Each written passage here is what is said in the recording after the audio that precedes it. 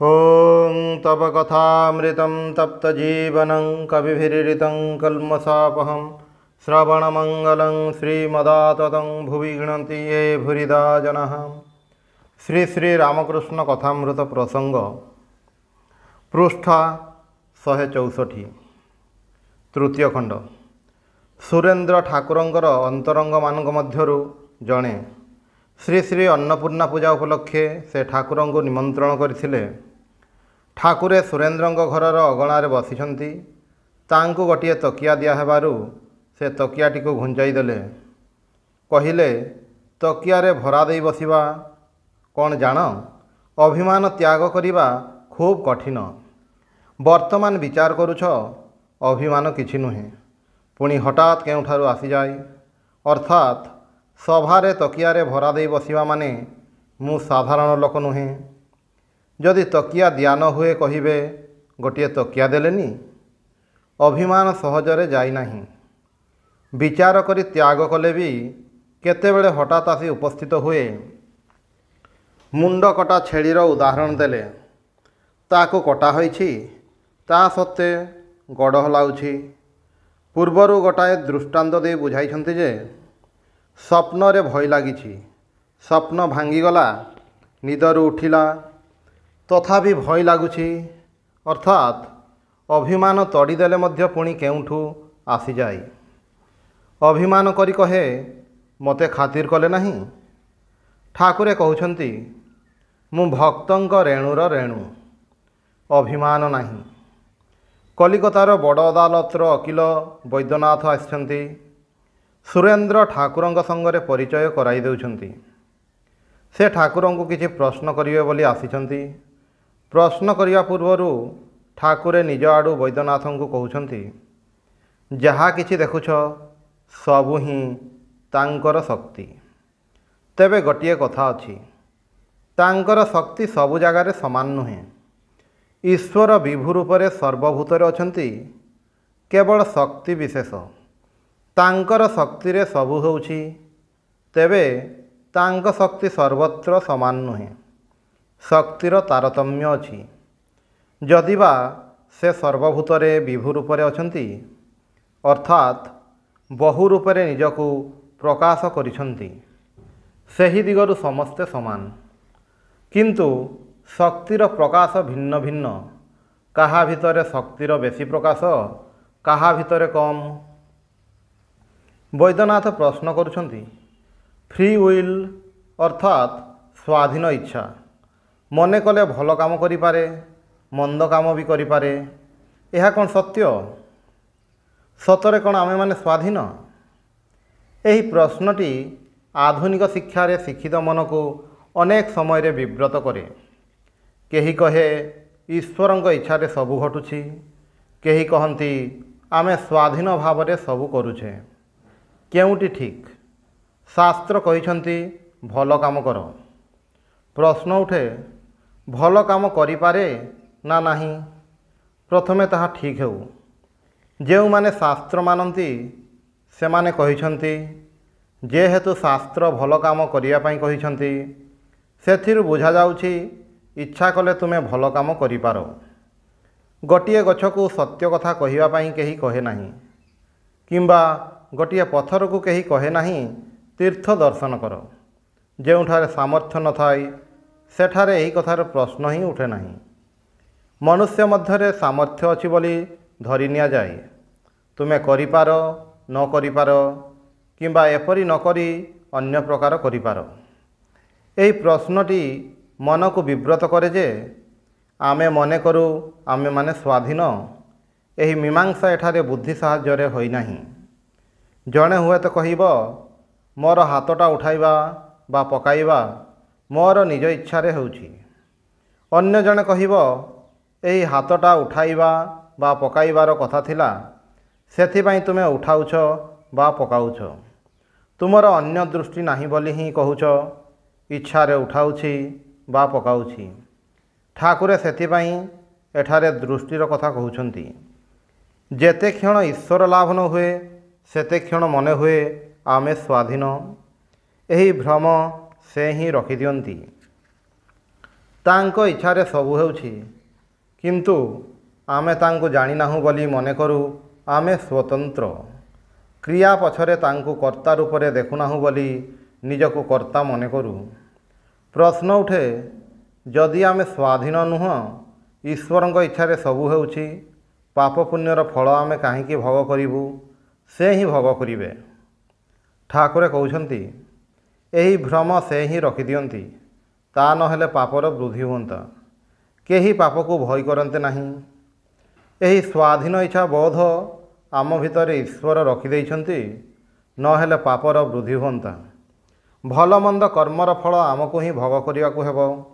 ଏ ବୋଧ ନଥିଲେ ଆମର ଯାହା ଇଚ୍ଛା ତାହା କରନ୍ତୁ, ପରିଣାମରେ ପାପର ବୃଦ୍ଧି ହୁଅନ୍ତା। ଯେତେବେଳେ ଭଗବାନ ଲାଭ ହେବ, ସେତେବେଳେ ଉପଲବ୍ଧି ହେବ ଯେ ଯାହା କିଛି କରୁଛୁ ତାଙ୍କ ଦ୍ୱାରା ନିୟନ୍ତ୍ରିତ ହୋଇ କରୁଛୁ, ଯନ୍ତ୍ର ରୂପରେ ପ୍ରେରିତ ହୋଇ କରୁଛୁ। ସ୍ୱାଧୀନ ଇଚ୍ଛା ବୋଲି କିଛି ନାହିଁ। ଠାକୁରେ ବୈଦ୍ୟନାଥଙ୍କୁ କହୁଛନ୍ତି, ତର୍କ କରିବା ଭଲ ନୁହେଁ। ସେ ସମର୍ଥନ କରି କହିଲେ, ଜ୍ଞାନ ହେଲେ ତର୍କର ଭାବ ଚାଲିଯାଏ। ତର୍କ କରିବାକୁ ବାରଣ କରୁଛନ୍ତି ମାନେ କାହା ସଙ୍ଗରେ ବାଦାନୁବାଦ କରି ନିଜର ସିଦ୍ଧାନ୍ତକୁ ତାହା ଉପରେ ଲଦି ଦେବାର ଯେଉଁ ଚେଷ୍ଟା, ସେହି ଚେଷ୍ଟାର କଥା ଠାକୁରେ କହୁଛନ୍ତି। ଯେଉଁ ତର୍କ ସାହାଯ୍ୟରେ ବିଚାର ଦ୍ୱାରା ସତ୍ୟକୁ ଜାଣିବା ପାଇଁ ଚେଷ୍ଟା କରାଯାଏ, ସେ କଥା କହୁନାହାନ୍ତି। ଈଶ୍ୱର ଦର୍ଶନ ସମ୍ବନ୍ଧରେ କହୁଛନ୍ତି, ସତ୍ୟକୁ ଲାଭ କରିବାକୁ ହେଲେ ସାଧୁ ସଙ୍ଗ ପ୍ରୟୋଜନ। ଲୋକେ ମନେ କରନ୍ତି, ସେ ଯଦି ଈଶ୍ୱରଙ୍କୁ ଦେଖିଛି ଆମକୁ ଦେଖାଇ ଦେଉ। କିନ୍ତୁ ଦିନକରେ କ'ଣ ନାଡ଼ି ଦେଖିବା ଶିଖାଯାଏ? ଠାକୁରେ କହୁଛନ୍ତି, ସତ୍ୟକୁ ଜାଣିବାକୁ ହେଲେ ଯେଉଁମାନେ ସତ୍ୟକୁ ଜାଣିବା ପାଇଁ ଜୀବନପାତ କରିଛନ୍ତି, ସେମାନଙ୍କ ସଙ୍ଗ କରିବାକୁ ହୁଏ। ସେମାନଙ୍କ ପଥ ଅନୁସରଣ କରି ଚାଲିବାକୁ ହୁଏ। ସେ ବିଷୟରେ ତର୍କ କରି ନୁହେଁ, ବିଶେଷ ଆଗ୍ରହ କରି ଶ୍ରଦ୍ଧା ସହକାରେ ସତ୍ୟକୁ ଜାଣିବା ପାଇଁ ଉପାୟ କରିବାକୁ ହୁଏ। ଅନ୍ନପୂର୍ଣ୍ଣା ପୂଜା ଉପଲକ୍ଷେ ସଂକୀର୍ତ୍ତନ ହେବ, ଖୋଳ ବାଜୁଛି, ଗୌରାଙ୍ଗଙ୍କ କଥା ହେବ। ପ୍ରଥମେ ଗୌରଚନ୍ଦ୍ରିକା ଆରମ୍ଭ ହେଲା। ପଦାବଳୀ ସାହିତ୍ୟରେ ଏହି କଥାଟିର ଟିକିଏ ତାତ୍ପର୍ଯ୍ୟ ଅଛି। ଗୀତ ପୂର୍ବରୁ ଚୈତନ୍ୟଦେବଙ୍କର ବନ୍ଦନା ହୁଏ। କୀର୍ତ୍ତନ କରିବା ଆଗରୁ ଶ୍ରୀ ଗୌରାଙ୍ଗଙ୍କ ବିଷୟରେ ଏକାରସର ଗୀତ ବୋଲା ହୁଏ। କାହିଁକି ସେପରି କରାଯାଏ? ଭଗବାନଙ୍କୁ ଜାଣିବାକୁ ହେଲେ ଅବତାରଙ୍କ ମାଧ୍ୟମରେ ଜାଣିବାକୁ ହୁଏ। ଶ୍ରୀକୃଷ୍ଣଙ୍କୁ ବୁଝିବାକୁ ହେଲେ ଶ୍ରୀ ଗୌରାଙ୍ଗଙ୍କୁ ଦେଖି ତାଙ୍କ ମାଧ୍ୟମରେ ବୁଝିବା ସହଜ ହୁଏ। ମନୁଷ୍ୟଙ୍କ ଭିତରେ ସେହି ଲୋକତ୍ୱର ପୁରୁଷଙ୍କ ଚିନ୍ତା ସମ୍ଭବ। ନରଲୀଳା ଭିତର ଦେଇ ଦିବ୍ୟ ଲୀଳାକୁ ଯିବାକୁ ହୁଏ। ଗୌରଚନ୍ଦ୍ରିକା ପରେ ଶ୍ରୀକୃଷ୍ଣ ଲୀଳା ବର୍ଣ୍ଣନା ପାଲାବଦ୍ଧ କୀର୍ତ୍ତନର ସାଧାରଣ ନିୟମ। ତାପରେ ମିଳନର ସମାପ୍ତି। ବୈଷ୍ଣବ ସାଧକ ଯେଉଁମାନେ ଗଭୀର ଭାବରେ ଏହିସବୁ ସାଧନା କରନ୍ତି, ସେମାନେ ଅନେକ ହିଁ କେବଳ ବିରହ ଶୁଣନ୍ତି, ମିଳନ ଶୁଣନ୍ତି ନାହିଁ। ଭଗବାନଙ୍କ ପାଇଁ ତୀବ୍ର ବିରହ ସୃଷ୍ଟି କରିବା ପାଇଁ ଏହା ସେମାନଙ୍କର ସାଧନା। ଏଠାରେ ପ୍ରଥା ଅନୁଯାୟୀ ଯୁଗଳ ମିଳନରେ କୀର୍ତ୍ତନ ଆରମ୍ଭ ହେଲା। ଠାକୁରେ ଭାଗବତ ଭକ୍ତ ଭଗବାନ ଏହି ମନ୍ତ୍ର ଉଚ୍ଚାରଣ କରି ବାରମ୍ବାର ଭୂମିଷ୍ଠ ହୋଇ ପ୍ରଣାମ କରୁଛନ୍ତି। ଭଗବାନଙ୍କ କଥା ହୋଇଛି, ସେଥିପାଇଁ ଏ ସ୍ଥାନ ପବିତ୍ର।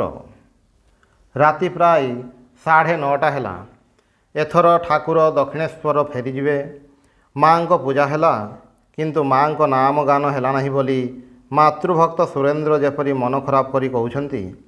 ଆଜି କିନ୍ତୁ ମାଙ୍କର ନାମ ଗାନ ଗୋଟିଏ ବି ହେଲା ନାହିଁ।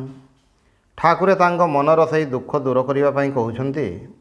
ମା ଯେପରି ଆଲୋକିତ କରି ବସିଛନ୍ତି, ଏହି ରୂପ ଦର୍ଶନ କଲେ କେତେ ଆନନ୍ଦ ହୁଏ। ତେବେ ଯେଉଁମାନେ ଏହି ରୂପ ନ ଜାଣି ନିରାକାର ରୂପରେ ଚିନ୍ତା କରନ୍ତି, ସେମାନଙ୍କର ଯେ ହୁଏ ନାହିଁ ତାହା ନୁହେଁ। କହୁଛନ୍ତି, ବିଷୟ ବୁଦ୍ଧି ଟିକିଏ ବି ଥିଲେ ସେହି ନିରାକାର ଦର୍ଶନ ହୁଏ ନାହିଁ। ଋଷିମାନେ ସର୍ବତ୍ୟାଗୀ ଥିଲେ, ସେଥିପାଇଁ ସେମାନେ ଅଖଣ୍ଡ ସଚ୍ଚିଦାନନ୍ଦ ନିରାକାରଙ୍କର ସାଧନା କରିପାରିଥିଲେ। ଯେଉଁମାନେ ସେହି ଭାବରେ ଭାବିତ ନ ହୋଇ ନିରାକାର ରୂପରେ ତାଙ୍କୁ ଚିନ୍ତା କରିବାକୁ ଚାହାନ୍ତି, ଠାକୁରେ ଏଠାରେ ସେମାନଙ୍କ କଥା କହୁଛନ୍ତି। ଇଦାନିଂ ବ୍ରହ୍ମଜ୍ଞାନୀମାନେ ଅଚଳ ଘନ ବୋଲି ଗୀତ ଗାଆନ୍ତି, ମୋତେ ଅଲଣା ଲାଗେ। ଶବ୍ଦର ପଛରେ ଯିଏ ଅଛନ୍ତି, ତାଙ୍କୁ ଗ୍ରହଣ କରି ନ ପାରି, ତାଙ୍କୁ ଅନୁଭବ ନ କରି କେବଳ ଶବ୍ଦ ପ୍ରକାଶ କରି କୌଣସି ଲାଭ ହୁଏ ନାହିଁ। ଯେଉଁମାନେ ନିରାକାର କରି କିଛି ପାଆନ୍ତି ନାହିଁ, ସେମାନଙ୍କର ନା ବାହାରେ ଅଛି ନା ଭିତରେ ଅଛି। ଠାକୁରେ ଏହି କଥା କହି ମା'ଙ୍କ ଗୀତ ଗାଉଛନ୍ତି। ଗୋ ଆନନ୍ଦମୟୀ ହୋଇ ମା ମୋତେ ନିରାନନ୍ଦ କରନା, ବଲରେ ବଲ ଶ୍ରୀ ଦୁର୍ଗା ନାମ। ଏହିସବୁ ଗୀତ ପରେ ପୁଣି ପ୍ରତିମା ସମ୍ମୁଖରେ ପ୍ରଣାମ କଲେ। ସିଡ଼ିରେ ଓହ୍ଲାଇବା ସମୟରେ କହୁଛନ୍ତି, ଓ ରାଜୁଆ ଅର୍ଥାତ୍ ଓ ରାଖାଲ, ଜୋତା ଅଛି ନା ହଜିଯାଇଛି। ଠାକୁରେ ଯେତେବେଳେ ସମାଧିରେ ଥାନ୍ତି ସେତେବେଳେ ତାଙ୍କର ଦେହ ଭୁଲ ହୋଇଯାଏ, କିନ୍ତୁ ବ୍ୟାବହାରିକ ଭୂମିରେ ଯେତେବେଳେ ଥାନ୍ତି କୌଣସି ବିଷୟରେ ଅସତର୍କ ହୁଅନ୍ତି ନାହିଁ। କାହାର ଅନ୍ୟମନସ୍କ ବ୍ୟବହାର ଦେଖିଲେ ଠାକୁରେ ବିରକ୍ତ ହେଉଥିଲେ। ଯିଏ ଗୋଟିଏ ଦିଗରେ ଦୃଷ୍ଟି ଦେଇପାରେ ନାହିଁ, ସେ ଅନ୍ୟ ଦିଗରେ ମଧ୍ୟ ଦୃଷ୍ଟି ଦେଇପାରେ ନାହିଁ। ମନ ଉପରେ ପ୍ରଭୁତ୍ୱ ନାହିଁ ବୋଲି ହିଁ ଆମମାନଙ୍କର ଭୁଲ ହୁଏ। ମନୁଷ୍ୟର ବ୍ୟାବହାରିକ ଜୀବନ ମଧ୍ୟ ଯେପରି ସୁଶୃଙ୍ଖଳ ହୁଏ, ଏହା ଠାକୁରେ ଚାହିଁଥିଲେ। ବ୍ୟାବହାରିକ ଜୀବନ ଅବ୍ୟବସ୍ଥିତ ହେଲେ ଆଧ୍ୟାତ୍ମିକ ଜୀବନ ମଧ୍ୟ ଅବ୍ୟବସ୍ଥିତ ହେବ। ଯାହାଙ୍କ ଜୀବନ ସୁଶୃଙ୍ଖଳ, ସେ ଯେତେବେଳେ ଭଗବାନଙ୍କ ଚିନ୍ତା କରିବେ, ତାଙ୍କର ମନ ସେହି ଚିନ୍ତା ସୁଶୃଙ୍ଖଳ ଭାବରେ କରିବ। ଠାକୁର ଆମମାନଙ୍କ ମନକୁ ସେହି ଭାବରେ ପ୍ରସ୍ତୁତ କରିବା ପାଇଁ ଯେପରି ଏଠାରେ ଆଭାସ ଦେଉଛନ୍ତି। ଠାକୁରଙ୍କର ଦୃଷ୍ଟି ବ୍ୟାବହାରିକ ଭୂମିରେ ସତର୍କ ଥିଲା।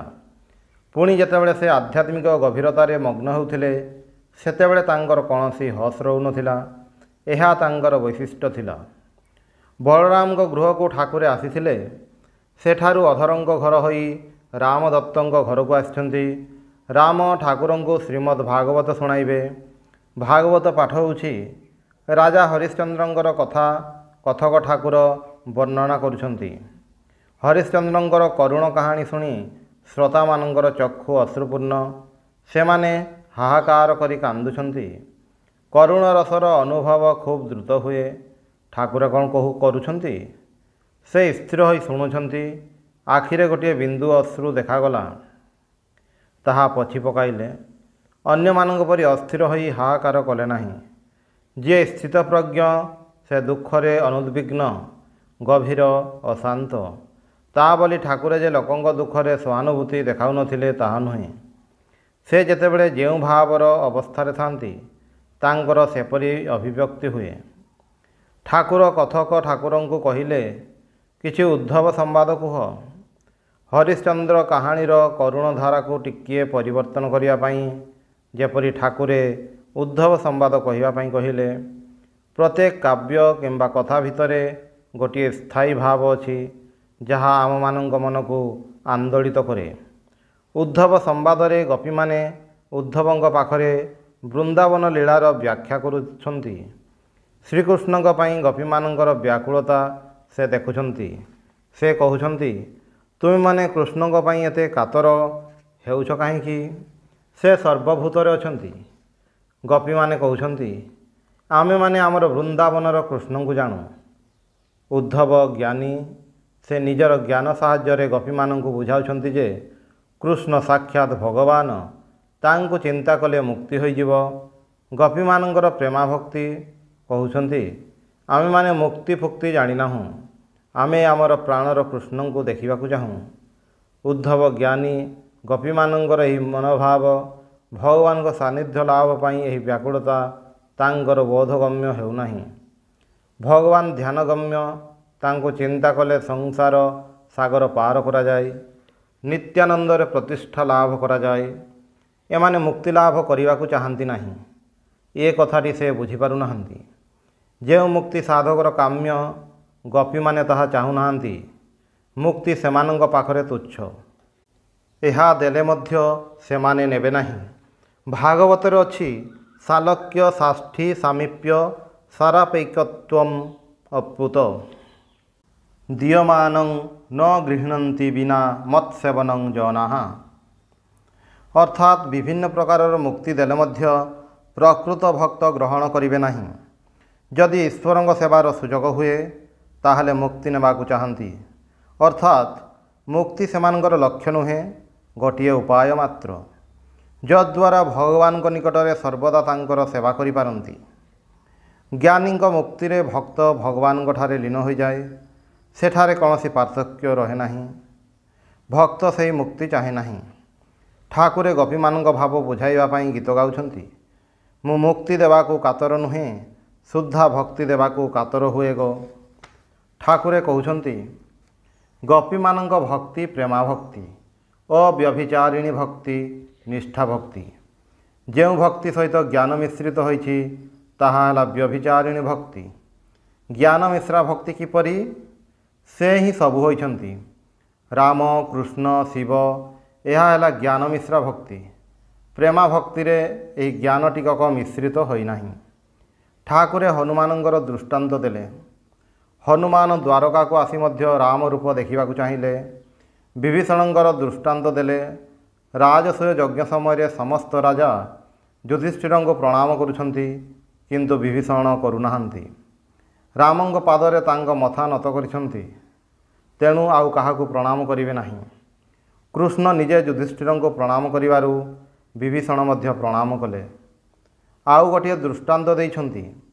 ଘରର ବୋହୂ ସମସ୍ତଙ୍କର ସେବା କରେ, କିନ୍ତୁ ସ୍ୱାମୀ ସହିତ ତାହାର ଅନ୍ୟ ସମ୍ବନ୍ଧ। ଏପରି ନିଷ୍ଠା ସହିତ ଯେଉଁ ଭକ୍ତି, ତାହା ହେଲା ଗୋପୀମାନଙ୍କର ଭକ୍ତି। ଠାକୁରେ ପ୍ରେମା ଭକ୍ତିର ଦୁଇଟି ଲକ୍ଷଣ କହୁଛନ୍ତି, ଅହଂତା ଓ ମମତା। ଅର୍ଥାତ୍ ମୁଁ ତାଙ୍କୁ ଦେଖିବି, ତାଙ୍କର ସେବା କରିବି। ମୁଁ ତାଙ୍କୁ ନ ଦେଖିଲେ ତାଙ୍କୁ କିଏ ଦେଖିବ, ତାଙ୍କର ଅସୁଖ ହେବ, ଏହିପରି ଭାବ। ଯଶୋଦାଙ୍କର ଏହି ଭାବ ଥିଲା। ଶ୍ରୀ ରାଧାଙ୍କର ଭାବ ମଧ୍ୟ ଏହିପରି ଥିଲା।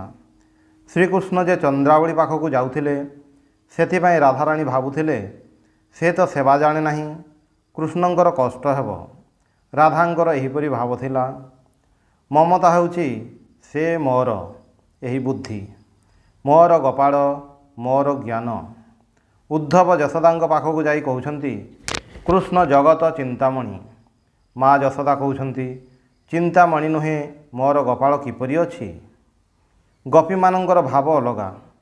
ଦ୍ୱାରକାରେ ଲୋକମାନେ କୃଷ୍ଣଙ୍କ ସଙ୍ଗରେ ରାଧାଙ୍କୁ ପୂଜା କରନ୍ତି ନାହିଁ, ଅର୍ଜୁନଙ୍କୁ ପୂଜା କରନ୍ତି। ଠାକୁରେ କହୁଛନ୍ତି, ସେମାନେ ରାଧା ଚାହାନ୍ତି ନାହିଁ। ଦାକ୍ଷିଣାତ୍ୟରେ ବି ରାଧାଙ୍କ କଥା ନାହିଁ। ଭାଗବତରେ ରାଧା ନାମର ଉଲ୍ଲେଖ ମିଳେ ନାହିଁ। ଭଗବାନ ଗୋପୀମାନଙ୍କ ସଙ୍ଗରେ ଯେଉଁ ରାସଲୀଳା କରିଛନ୍ତି, ସେଠାରେ ଜଣେ ପ୍ରଧାନ ଗୋପୀଙ୍କର ବର୍ଣ୍ଣନା ଅଛି। ସେ ଶ୍ରୀକୃଷ୍ଣଙ୍କୁ ନେଇ ଅନ୍ୟ ଗୋପୀମାନଙ୍କ ଠାରୁ ଦୂରକୁ ଯାଇ ବିହାର କରୁଛନ୍ତି। ବୈଷ୍ଣବଗଣ ତାଙ୍କୁ ହିଁ ରାଧା ରୂପରେ କଳ୍ପନା କରିଛନ୍ତି। ରାଧା କାହିଁକି? ଅନୟା ରାଧିତ ନୂନଂ ଭଗବାନ ହରିରୀଶ୍ୱରଃ। ଏ ନିଶ୍ଚୟ ସେହି ଭଗବାନ ହରିଙ୍କୁ ଭଜନା କରିଛନ୍ତି। ସେଥିପାଇଁ ଏହାଙ୍କୁ ନେଇ ଭଗବାନ ଆମମାନଙ୍କ ଠାରୁ ଦୂରରେ ବିହାର କରୁଛନ୍ତି। ରାଧା ଶବ୍ଦଟି ଅନୟା ରାଧିତରୁ ଆସିଛି। ସ୍ପଷ୍ଟ ଭାବରେ ରାଧାଙ୍କ କଥା ନାହିଁ, ସାଙ୍କେତିକ ଭାବରେ ଅଛି। ରାଧାଙ୍କୁ ସମସ୍ତେ ପୂଜା କରନ୍ତି ନାହିଁ। ରାଧା ବୃନ୍ଦାବନର ଭାବ। ଏହି ଭାବର ପ୍ରତିଛବି ଶ୍ରୀ ଚୈତନ୍ୟଙ୍କ ଭିତରେ ଦେଖାଯାଏ। ବଙ୍ଗ ପ୍ରଦେଶରେ ରାଧା ଭାବଟି ବିଶେଷ ଭାବରେ ପରିସ୍ଫୁଟ। ବଙ୍ଗରୁ କ୍ରମେ ଓଡ଼ିଶା ଓ ଆସାମର କେତେକାଂଶରେ ଏହି ରାଧାଭାବ ପ୍ରଚାରିତ ହୋଇଛି। ଜ୍ଞାନ ମିଶ୍ରା ଭକ୍ତି ଓ ପ୍ରେମା ଭକ୍ତି ମଧ୍ୟରୁ କେଉଁଟି ଭଲ? ଠାକୁରେ କହୁଛନ୍ତି, ଈଶ୍ୱରଙ୍କଠାରେ ଖୁବ୍ ଭଲ ପାଇବା ନ ଆସିଲେ ପ୍ରେମା ଭକ୍ତି ହୁଏ ନାହିଁ। ତା ସହିତ ଦରକାର ମୋର ଜ୍ଞାନ। ଭଗବାନଙ୍କ ପ୍ରତି ପ୍ରେମ ହୋଇଛି, ତାଙ୍କୁ ଖୁବ୍ ଆପଣାର ବୋଲି ବୋଧ ହୋଇଛି, ଏହି ଭାବ ଦରକାର। ଏତେ ଭଲ ପାଇବା ହୋଇଛି ଯେ ସେ ଐଶ୍ୱର୍ଯ୍ୟଶାଳୀ ବୋଲି ଆଉ ବୋଧ ହୁଏ ନାହିଁ। ଖୁବ୍ ବେଶୀ ଭଲ ପାଇବା ହେଲେ ପ୍ରେମର ପାତ୍ରକୁ ଛୋଟ ମନେ ହୁଏ। କାରାଗାରରେ ଶ୍ରୀକୃଷ୍ଣ ଜନ୍ମ ହେଲା। ଭଗବାନ ବସୁଦେବ ଓ ଦେବକୀଙ୍କୁ ଚତୁର୍ଭୁଜ ରୂପରେ ଦେଖାଦେଲେ। ଦେବକୀ ଏହି ଭାବି ଭୟ ପାଉଛନ୍ତି ଯେ ଏହି ରୂପ ଦେଖିଲେ କଂସ ତାଙ୍କୁ ମାରିଦେବ। ଭଗବାନ ନିଜର ଭଗବାନ ରୂପରେ ଦେଖାଦେଲେ, କିନ୍ତୁ ଦେବକୀ ସନ୍ତାନ ରୂପରେ ଦେଖୁଛନ୍ତି। ମା ମନ ସେଥିପାଇଁ ଅମଙ୍ଗଳ ଆଶଙ୍କାରେ ଭୟ ପାଇଛନ୍ତି। ଯେ ସର୍ବ ଐଶ୍ୱର୍ଯ୍ୟ ସମ୍ପନ୍ନ, ଯାହାଙ୍କ ଇଚ୍ଛାରେ ବିଶ୍ୱ ବ୍ରହ୍ମାଣ୍ଡ ଚାଲିଛି, ତାଙ୍କୁ କଂସ କିପରି ମାରିପାରିବ, ଏ କଥା ମନରେ ଆସିଲା ନାହିଁ। ଖୁବ୍ ଭଲ ପାଇବା ହେଲେ ଏହା ହୁଏ। ଭଗବାନ ଯଦି ଗୋପୀମାନଙ୍କ ନିକଟରେ ସର୍ବଦା ବିଶ୍ୱ ନିୟନ୍ତା ରୂପରେ ଦେଖାଦିଅନ୍ତି, ସେମାନେ ତାହା ଦେଖିବାକୁ ଚାହାନ୍ତି ନାହିଁ। ଭଗବାନଙ୍କର ଭଗବତ୍ତା ସେମାନେ ଦେଖିବାକୁ ଚାହାନ୍ତି ନାହିଁ। ତାଙ୍କର ଐଶ୍ୱର୍ଯ୍ୟ ଭକ୍ତକୁ ପ୍ରଲୋଭିତ କରେ ନାହିଁ। ତାଙ୍କଠାରୁ ଭକ୍ତ କିଛି ଚାହେଁ ନାହିଁ। ଏହା ପ୍ରେମାଭକ୍ତିର ଲକ୍ଷଣ।